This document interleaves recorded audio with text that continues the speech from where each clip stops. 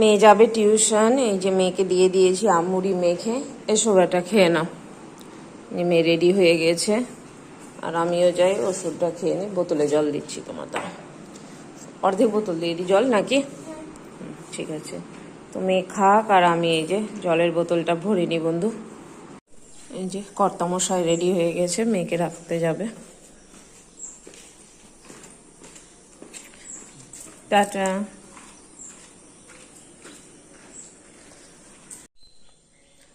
আসসালামু আলাইকুম ফ্রেন্ডস, আশা করছি আপনারা সবাই ভালো আছেন, আমিও ভালো আছি। তো চলে এসেছি আবার একটা নতুন দিন নিয়ে।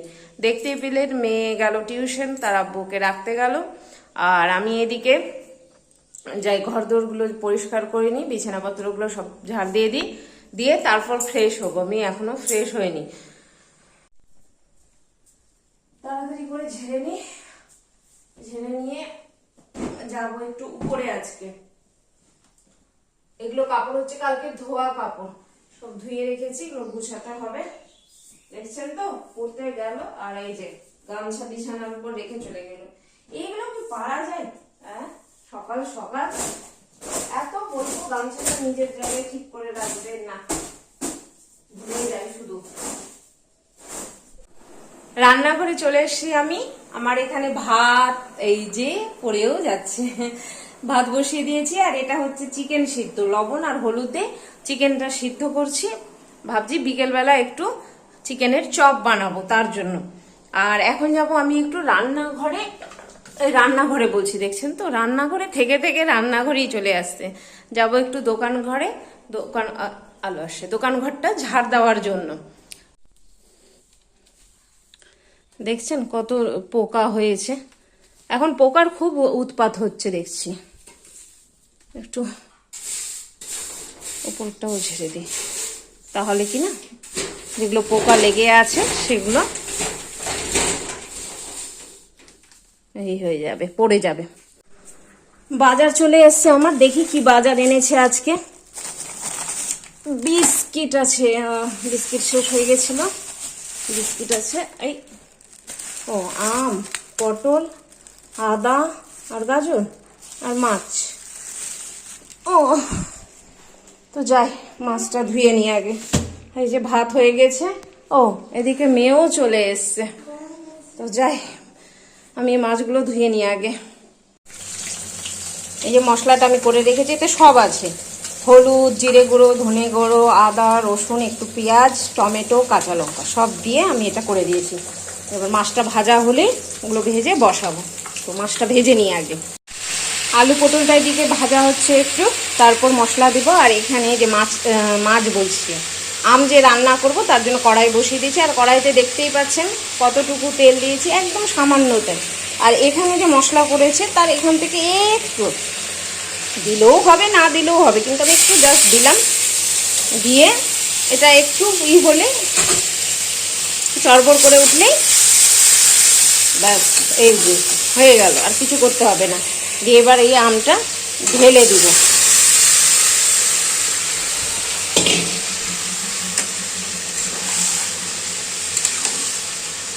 কিচ্ছু লাগবে না এতে, খালি একটু লবণ দিব, ব্যাস।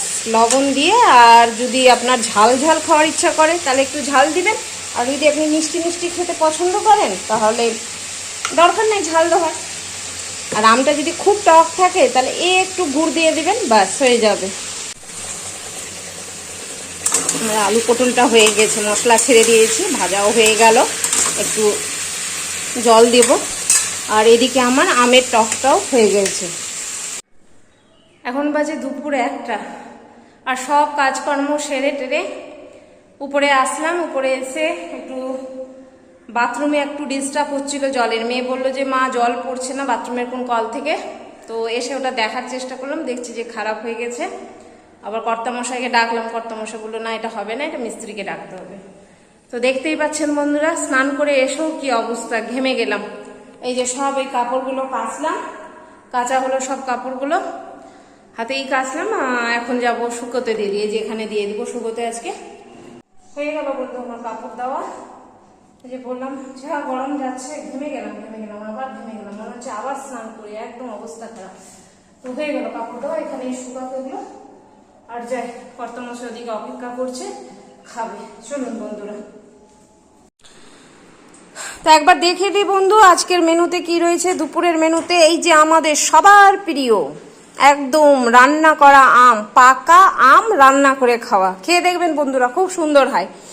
আর এটা এই যে আলু পটল দিয়ে মাছের তরকারি আর ভাত, বাস এই দিয়ে আজকে দুপুরের লাঞ্চ সারি।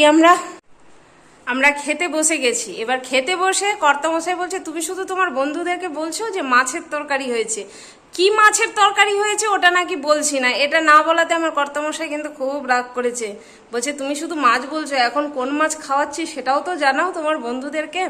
তো বন্ধুরা, আজকে কর্তামশাই এনেছে বড় কাতলা মাছ, খুব বড় নয় কিন্তু বড় মাছ, কাতলা। এই যে বড় মাছ আবার বলছি, আবার কর্তামশাই আমার পর রাগবে। তো ভাত নিয়ে আপনাদের সাথে কথাটা শেয়ার করতে বসলাম, কেন নাহলে আমার কর্তামশাই আমার উপর আজকে একদম সেই হয়ে গেছে, রেগে পুড়ে একেবারে ছাই। তো যাই, এবার খেতে বসি বন্ধুরা, ঠিক আছে। রান্নাঘরে ঢুকে পড়েছি আমি, এই যে বানাবো এখন চিকেন পকোড়া। পকোড়া তো না, এটা চিকেন চপ বলি আমি। পকোড়াটা তো গোটা গোটা চিকেন থাকে।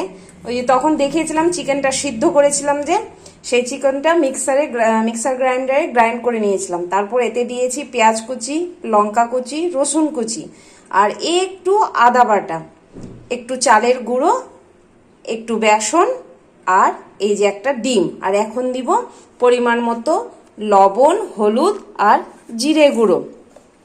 এগুলো দিয়ে এগুলো দিয়ে ভালোভাবে আমি এটাকে মাখবো, কিন্তু মাখাটা সুন্দর করে মাখতে হবে, নাহলে হবে না। কারণ ওই যে ইটার যে রয়েছে মাংসটা যদি ভালোভাবে মাখা না হয় তাহলে কিন্তু টেস্ট লাগবে না ভালোভাবে। তো যাই, আমি এটা আগে ভালোভাবে মেখে নিই। মাখা আমার হয়ে গেছে, আর এখানে তেল বসিয়ে দিয়েছি কড়াই। এটা যদি আপনি এয়ার ফ্রাইও করেন তো খুব ভালো হবে, কিন্তু আমার এয়ার ফ্রায়ার নাই বন্ধুরা, আমি তেলেই ভাজছি। বা ফ্রাই প্যানে যদি আপনি ডিপ তেলে না খেতে চান তাহলে অল্প তেলেও আপনি এটা আস্তে আস্তে করে, তবে এটা খুব লো আঁচেই করতে হবে, কিন্তু নাহলে আবার ভাল লাগবে না। যদিও মাংসটা সিদ্ধ করা আছে আমার, কোনো অসুবিধা নাই। আর পিছন দিকে এতক্ষণ সবাই দাঁড়িয়েছিল, কখন হবে করে করে মাথা খেলো আমার সব, বুঝতে পারছেন কি না। এই যে তো আমি দিয়ে দিই সবগুলো। ভাজা চলছে আমার, এই যে হালকা আছে একদম, আমি ভাজছি, কিন্তু একবার উল্টে দিয়েছি, আরও হবে, তারপর আরেকবার উল্টাবো, তারপর আঁচটা একটু কড়া করব, না হলে হবে না। যদি একদমই কড়া করে দিই কি না, তাহলে কিন্তু টেস্ট আসবে না বন্ধুরা। তো হোক আস্তে আস্তে। আর এদিকে এই যে কর্তামশাই আমাকে বোতলে জল ভরে দিচ্ছে, আর ওদিকে মেয়ে বোধহয় ঘরে সব বিছানা ঝাড়ছে। আমাকে মেয়ে কর্তামশাই এগুলো কাজে হেল্প করতেই থাকে। এগুলো দেখে মনে হয় ছোট কাজ, কিন্তু করে দিলে অনেকটাই আসান হয়ে যায়। যখন ওরা ফাঁকা থাকে তখন করে দেয় আমাকে এই কাজগুলো। এই আমার হয়ে গেছে, আমি এবার নামিয়ে নিয়ে এগুলোকে একদম লাল লাল করে, খুব লাল না, এই যে এরকম করে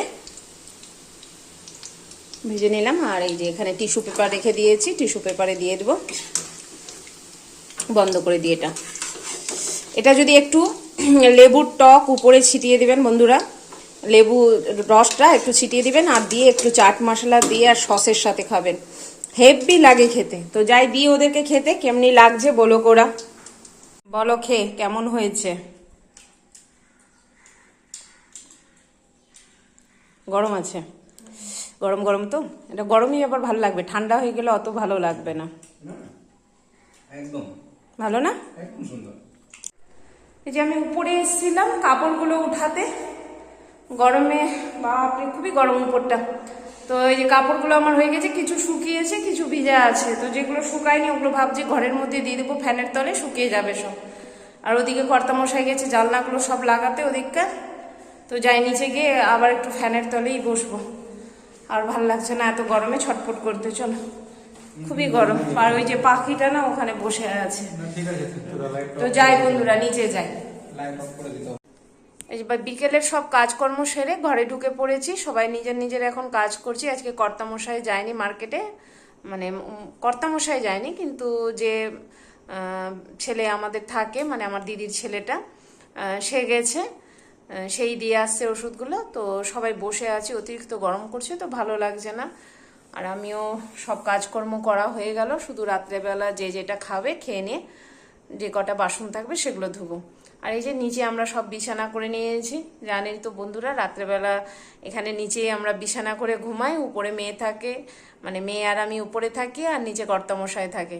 কারণ অতিরিক্ত গরম, এসি একটা ঘরেই যেহেতু, তো একটু অসুবিধাই হয় ঘুমাতে, তাই আমরা নিচেই বিছানা করে এরকম গড়াগড়ি খাই। তো যাই হোক, আজকের দিনটা তাহলে আমি এখানেই শেষ করছি। আল্লাহ সবাইকে ভালো রাখুক, সবার ভালো করুক। আসসালামু আলাইকুম, খুদা হাফিজ, টাটা।